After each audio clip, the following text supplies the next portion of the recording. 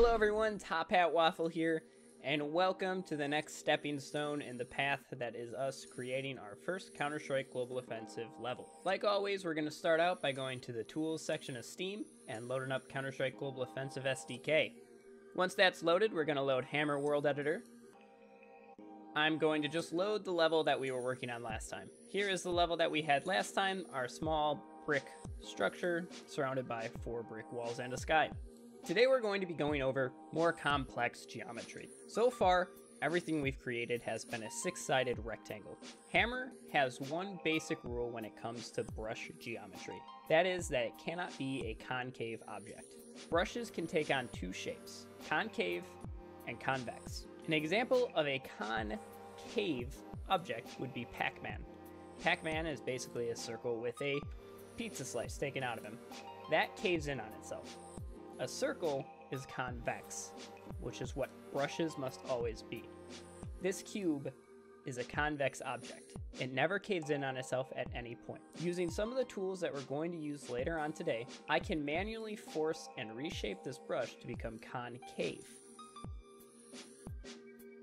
This is an invalid brush to the source engine and Hammer. We can see that Hammer does not know how to handle this back face here, and it is drawing a plane where it should not draw that plane. If I save the level and then reload it, we'll see that Hammer has prompted us that we have one solid that was not loaded due to an error. It gives us the ID and it'll offer to resave the level for us.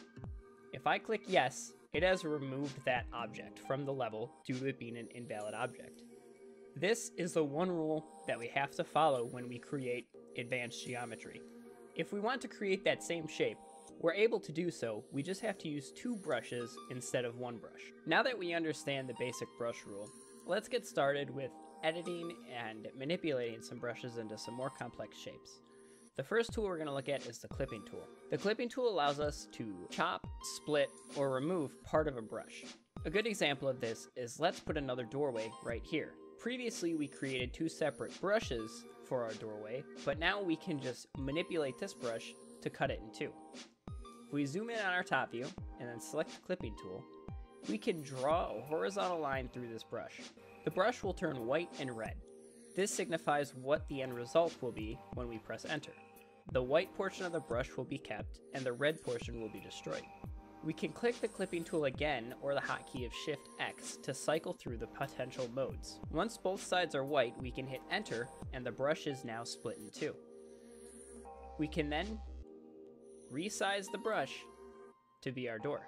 Sometimes when you make a cut, you'll need to retexture the new faces of the brush. That was pretty easy to do. Let's do something a little bit harder. Let's add a window to our wall.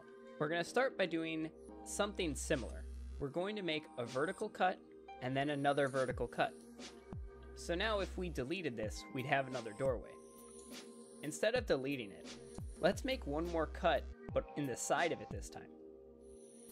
Now with this cut in 2, we can grab each part and raise it and lower it to end up with our window. Again, we may have to retexture the sides of the brush that are new. Let's add a ramp going up to the top of our structure. We don't have enough room here to make the ramp where I want it. We can use the Vertex tool to create more room for our ramp. We can control click all of the brushes that we want to move and then press the Vertex tool. When you're in Vertex manipulation mode, all of your selected objects will have a slight gray tint to them. What I want to do now is make a box selection. This box selection will select all vertexes underneath it. If I press enter, the selected vertexes will turn red.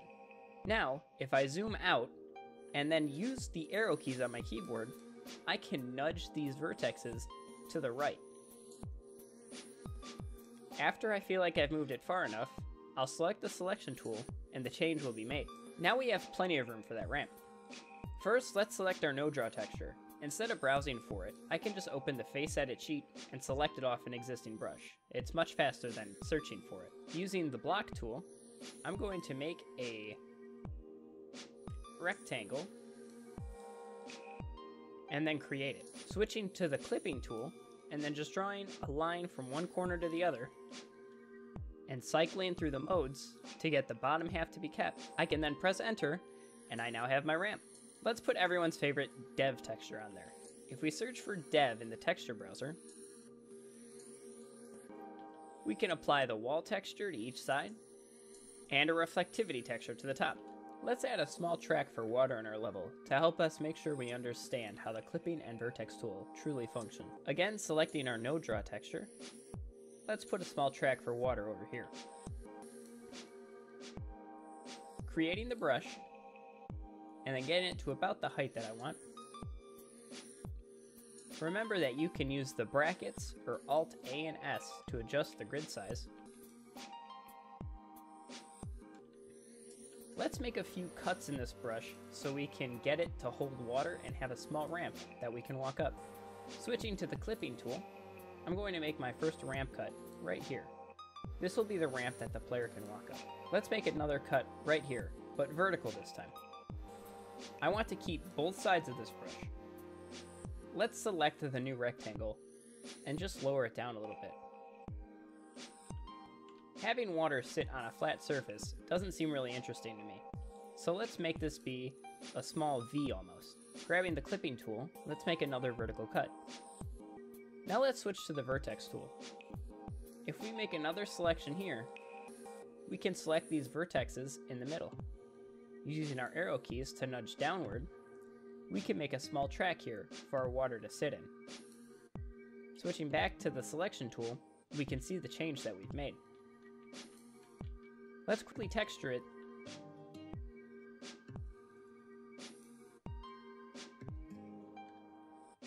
Now let's add some water. Water functions pretty much like a regular brush. But to start, we have to make sure that we use no draw on every side but the top. We can create a brush inside of our divot. And we want to make sure that it clips through the sides. Typically, you don't want brushes to collide with each other, but water plays by its own rules. We can open our face edit sheet and click browse, and then just do a search for liquid. Another good keyword is water. I'm going to select overpass water. You may notice that some of these do not have a preview, and the ones that do are these weird blue-purple ones. These are referred to as a normal map, and we'll cover those later. To see how water textures actually look, there's a few videos that you can find online that will show how every water looks, or you can just add a whole bunch of them to your level and see which one you like best. I'll right-click to apply the water texture, and we can see that we somewhat get a water texture off in the distance.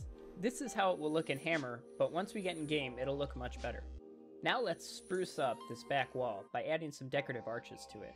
Let's select our no draw texture, and over on the right, after we select our block tool, we'll notice that we have two options here under our entity selection. We have primitives and block. These are the default settings and is how we create blocks. If we expand the drop-down under objects, we'll see we have a few other options for what are called primitive prefabs. Let's take a look at the cylinder.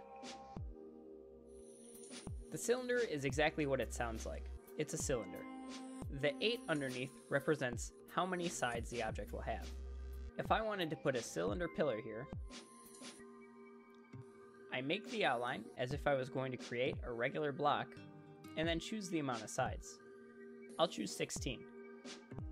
When I press enter, I'll have a 16-sided cylinder. I'll texture it quickly by just applying the texture to all sides, and then, out of habit, I'll apply no draw to the bottom. Now there's a new challenge that we have to overcome when we deal with complicated brush objects. This is the visibility engine that we briefly mentioned last time during compiling our level. For now, the quick explanation is anything that's complex and not just a block, we should turn into what's called a function detail to help the visibility engine. To do this, you select the object and then press Ctrl T.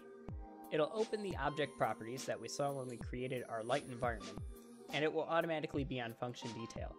You can just close this out after you hit it. It'll be a function detail when it turns green in your wireframe and says func detail over it. We'll cover what func detail truly does in a later session. Let's create a few more pillars. This next pillar I'll create with only 8 sides, so we can see the difference. You'll notice that the 8-sided and 16-sided pillar look very different. You should be warned though that there is a brush limit in Hammer as well as a face limit. You typically don't have to worry about it, but if you constantly create cylinders and other high-faced objects out of brushes, you may hit that limit and encounter an error when you compile. Moving to the back wall now, let's change from cylinders to arch. The arch tool is a very fun prefab that we can use to either create arches like in Dust and Inferno, or just create them decoratively on the wall. I'm going to create an outline. A trick to know with the arch tool is that you should always create a full cylinder. I want to click in the viewport that I want the arch to be active in after I create it. This is a reflection of the setting that we set in the first video when we chose reorientate primitives on creation. When we hit enter, we'll be presented with the arch properties preview. I only want half of the arch like it's pictured here, but if I hit OK, we'll notice that the arch is skewed in the wrong direction. I personally find it easier to create the arch as a full circle and then just do a little math to figure out how many arch sides I need. I only want 8 arch sides for my top half, so I'll just double it. Now when I create it, I can just use the clipping tool and delete the bottom half. I'll pull the arch into the level and then position it where I want.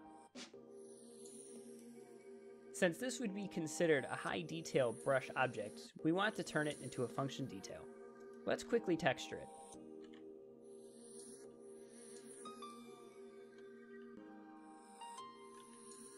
Lastly, I want to add pillars underneath it. I'm going to do this with just boxes. After we're done working with our arch prefab, we want to make sure that we change it back from arch to block. Once again, I'll texture this, and since it's tiny, I'll also want it to be a function detail. Now we can have these repeat across the wall by using the shift drag copy. I'll copy this over here, and then select all 3 objects. To make moving these easier, I can go to Tools and Group, or Control G. Now whenever I select one of these objects, all 3 objects will be selected. I can now hold Shift and drag with my mouse to create copies of these along the wall. It looks like one is clipping through the wall. We can again use the Vertex tool to extend this wall outwards. Let's select all of these objects in our top view by making a box and then pressing enter. Now, we can deselect these arches since we don't want to manipulate those. Going to the Vertex tool and making a box over these edge vertexes, and then hitting enter, we can nudge this wall out in our top view. We can see that it's going to end right at the end of this pillar.